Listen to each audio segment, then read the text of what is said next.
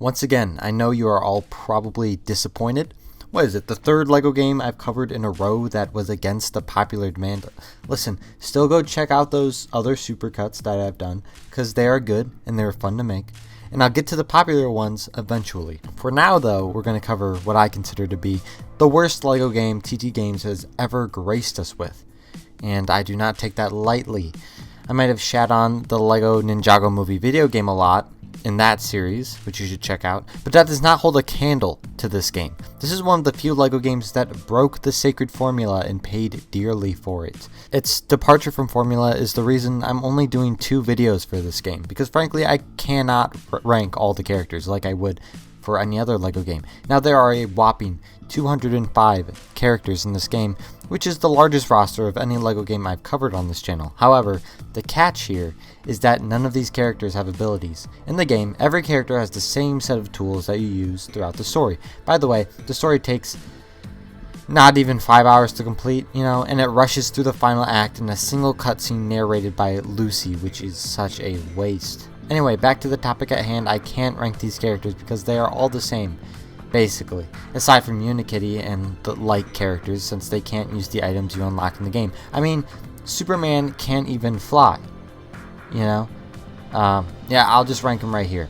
Unikitty and other animal characters are bottom of the list, and then all the minifigure characters are at the top of the list. There, I did it. I could move on if I wanted to. I also considered ranking the tools you are required to use throughout the story, but after you finish the story, they don't have much purpose. There's not a lot of places that you can use these tools, and I don't want to play the story again just for recording purposes. But then I realized I could rank the super stuff that you unlock through these super shards and these capsules that you can get from these shards. There are 2 types of super things, the super hats and super items. Think of them like extras that you see in other LEGO games, except that you can only have one equipped at a time, not all at once like the others. So I'm going to rank the super hats and super items separately from worst to best. I've talked enough, so let's just get this over with. I'm going to start with super hats, if you haven't seen the title.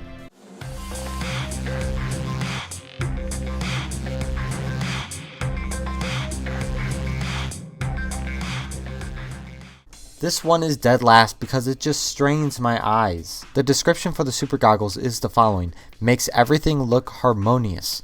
In the film, if you haven't seen it, which wouldn't be surprising if you look at the box office numbers, there's a place called Harmony City, where brainwashed minifigures go to live in harmony. Who knew?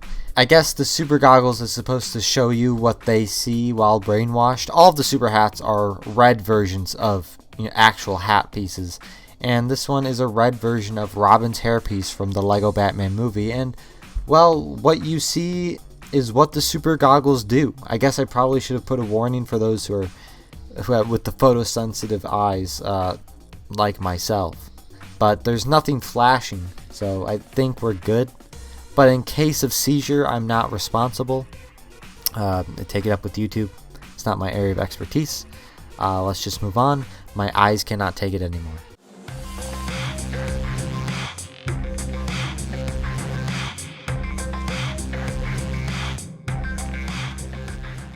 So I didn't mention it in the last segment, but yeah, the super goggles do literally nothing aside from hurting your eyes. Trust me, the other hats actually do something useful. Well, this one doesn't either. In fact, the super space helmet does the same thing as the super goggles, except it doesn't make you want to gouge your eyes out. The super space helmet is a red version of General Mayhem's helmet, and I guess this is what she sees with the helmet on.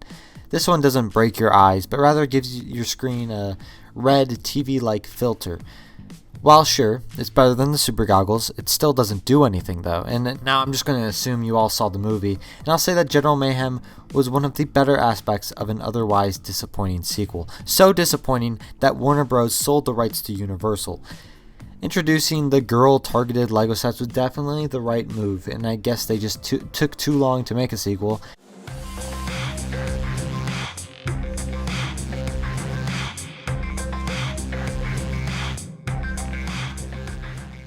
Okay, don't hate me, but this is just another super hat that just changes the filter of the game. Wait, don't turn the video off just yet. There are useful super hats, we just need to trudge through this garbage. But just like in the other LEGO games I've covered, we always start with the bad characters that no one wants to play as. But here, half of the things don't do anything useful.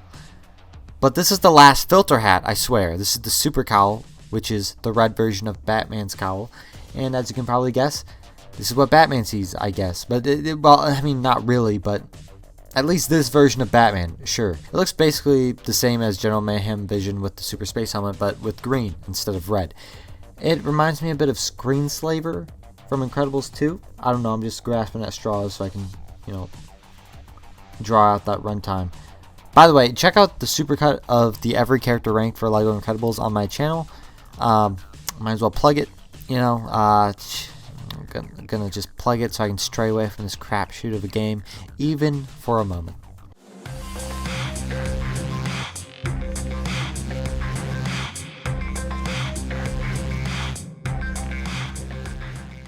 While we're finally done with the super hats that are just filters, there's still one last one that's useless, which is that one.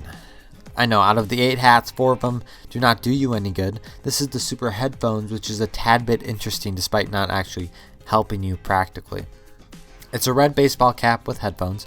Definitely the least interesting headpiece out of all the ones we've seen so far. With the super headphones equipped, the game plays a remix of Everything is Awesome, the song that best represents the bane of my existence.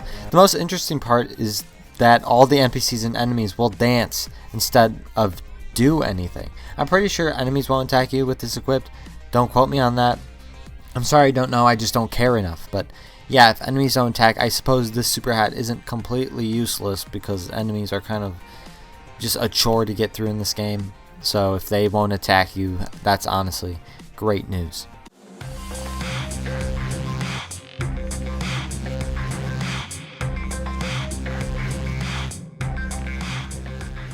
Now that we're halfway through the list, we finally get to the stuff you might want to be using. Here we have the Super Frog hat. Let's just start with the look.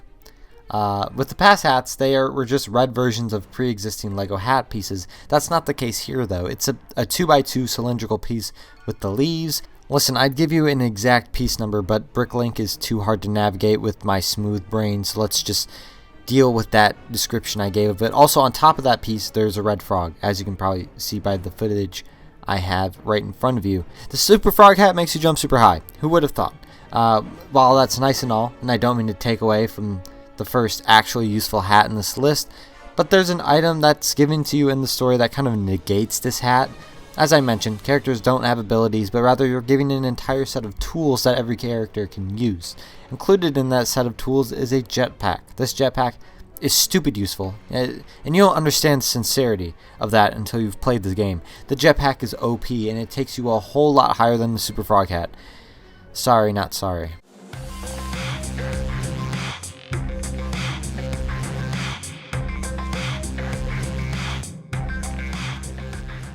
This hat is pretty simple to understand. As you can see, it's a red American football helmet. What do American football players do? They run into stuff and get concussions. Well, that's exactly what you do with the super helmet, minus the concussions probably. This hat takes away the need to ever punch anything again. You just walk into stuff and they break. A lot of the newer LEGO games have this as an extra, and like I said, it kind of irks me that you need to have this hat on to be able to do this. Plus, sometimes it can be a pain. In the game, to truly get 100% in this game, you have to use these binoculars to identify all these little builds throughout each area. I never bothered to do it because it was silly busy work that's not worth my time. But with this hat, you can easily run into a build you have yet to identify. But other than that, reducing the amount of punches you need to throw helps because even the attack animation in this game just sucks. It's way too drawn out.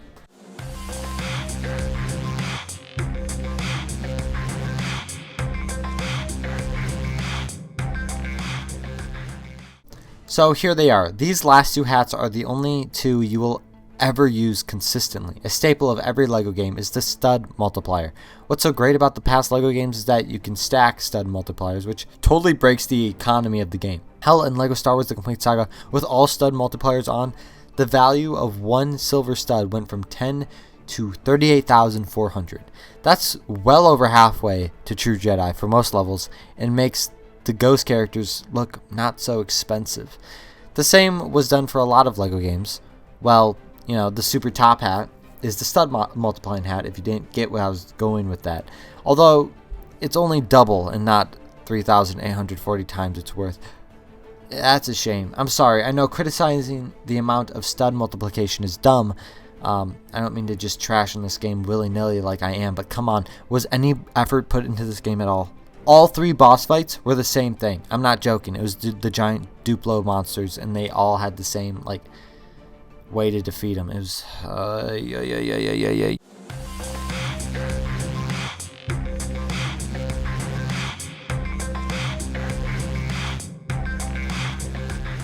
This is without a doubt the only hat you need to be wearing when you're not scrounging up studs to buy things. A big part of this game is being able to actually build. Not simple structures like in most LEGO games when solving puzzles, but straight up huge structures and vehicles and whatnot.